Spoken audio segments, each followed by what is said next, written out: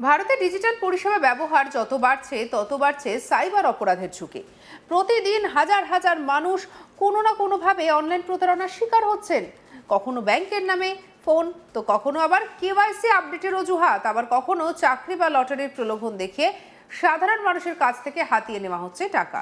আশ্চর্যের বিষয় হলো অনেক ক্ষেত্রেই প্রতারকদের নাগাল পাওয়া যায় না, কারণ অপরাধের পরিকল্পনা এক জায়গায় হলেও তার কার্যক্রম পরিচালিত হয় অন্য জায়গা থেকে। আর এবার এমনই এক তদন্তে উঠে আসছে যা এমন কিছু তথ্য যা শুধু চমকপ্রদই নয়, বরং দেশের সাইবার নিরাপত্তা নিয়ে নতুন করে প্রশ্ন তুলে দিয়েছে। ভাবুন তো, আপনার নামে একটি মোবাইলের সিম চালু হয়েছে, আপনি হয়তো জানেনই না যে সেই সিম আপনার পরিচয়পত্র ব্যবহার করে সক্রিয় করা হয়েছে।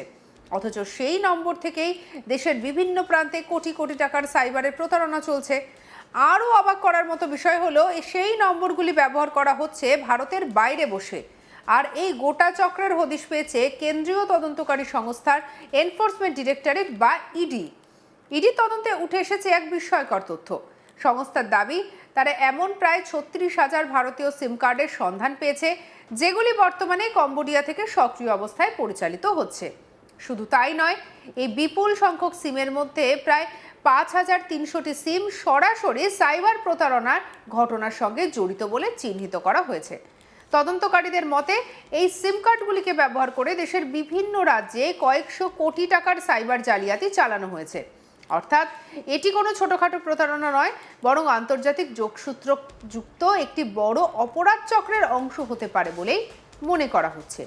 গোটা বিষয়টির সূত্রপাত হয় রাজস্থানের যোধপুরে একটি এফআইআর দায়ের হওয়ার পরে। যোধপুর সাইবার পুলিশ স্টেশনের কিছু পয়েন্ট অফ সেল বা পিওএস বিক্রেতার বিরুদ্ধে অভিযোগ জমা পড়ে। অভিযোগ ছিল সিম কার্ড ইস্যু এবং সক্রিয় করার ক্ষেত্রে তারা গুরুতর অনিয়ম করেছেন এবং সেই সিমগুলির অপব্যবহার হচ্ছে। এই অভিযোগের ভিত্তিতেই তদন্ত শুরু করে ইডি।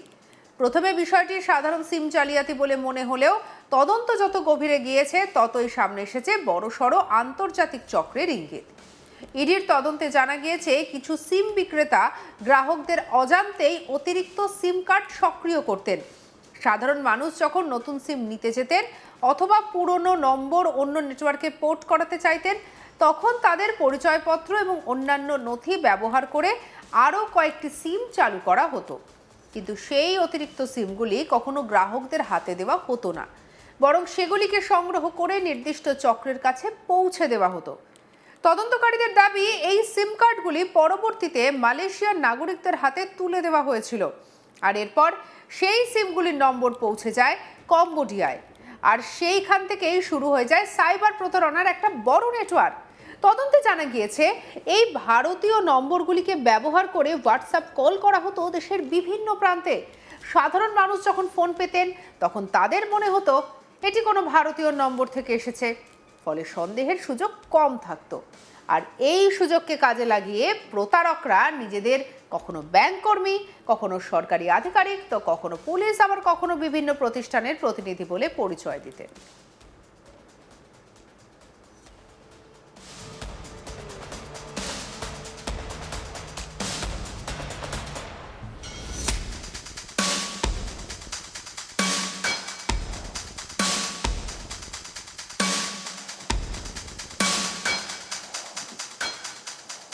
আর এরপর নানা অজুহাতে ব্যক্তিগত তথ্য, ওটিপি, ব্যাংকের তথ্য কিংবা অনলাইন লেনদেনের অনুমতি নিয়ে নেওয়া হতো, আর মুহূর্তের মধ্যে অ্যাকাউন্ট থেকে উধাও হয়ে যেত টাকা।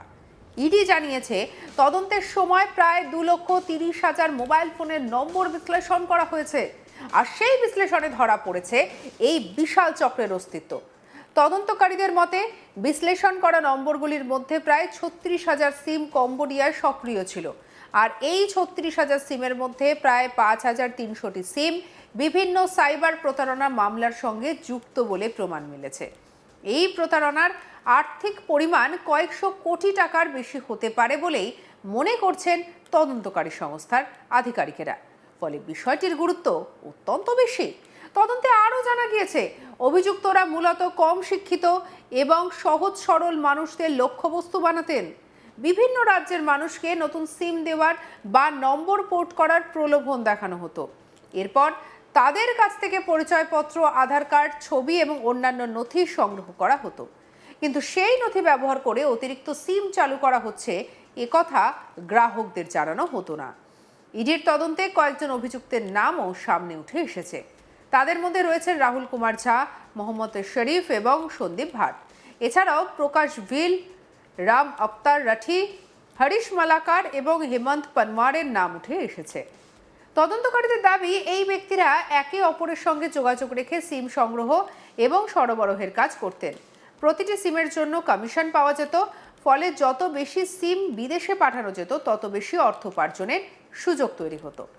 ইডি বিশেষভাবে উল্লেখ করেছে যে রাহুল কুমার ঝা এবং তার সহযোগীরা মালয়েশিয়ার নাগরিকদের কাছে এই সিম সরবরাহ করার ক্ষেত্রে গুরুত্বপূর্ণ ভূমিকা পালন করেছিলেন। আরও একটি গুরুত্বপূর্ণ তথ্য সামনে এসেছে তদন্তে।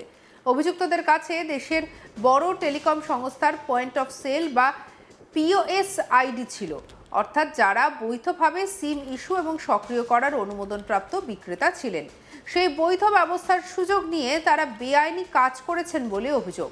তদন্তে জানা গিয়েছে, বিভিন্ন টেলিকম সংস্থার পিওএস আইডিকে ব্যবহার করে এই সিম কার্ডগুলি সক্রিয় করা হতো। ফলে বিষয়টি আরও উদ্বেগজনক হয়ে উঠেছে, কারণ এখানে শুধুমাত্র ভুয়ো নথি ব্যবহার করা হয়নি, বরং বৈধ প্রক্রিয়ার ভেতর থেকেই অপব্যবহারের ঘটনা সামনে এসেছে।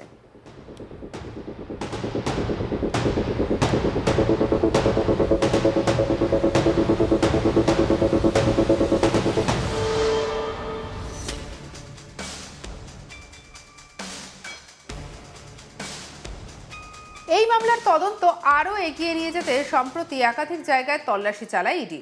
গত 5ই জুন রাজস্থানের আজমের জেলার কিষানগড় এবং যোধপুর অভিযানে চালানো হয়। এই শুধু রাজস্থানই নয়, মহারাষ্ট্রের নাগপুর এবং পাঞ্জাবের লুধিয়ানাতেও তল্লাশি অভিযান চালানো হয়। মোট 7টি জায়গায় একসঙ্গে একযোগে অভিযান পরিচালনা করা হয়েছে।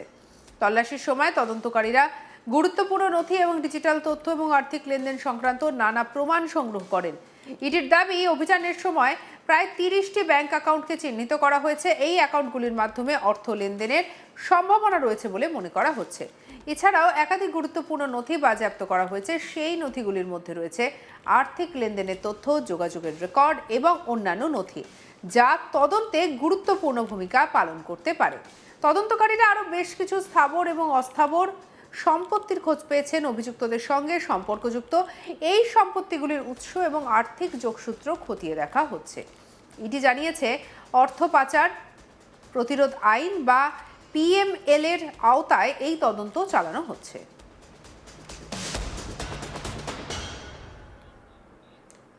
সঙ্গে রাখুন আজ তাক বাংলাকে, সাবস্ক্রাইব করতে ভুলবেন না।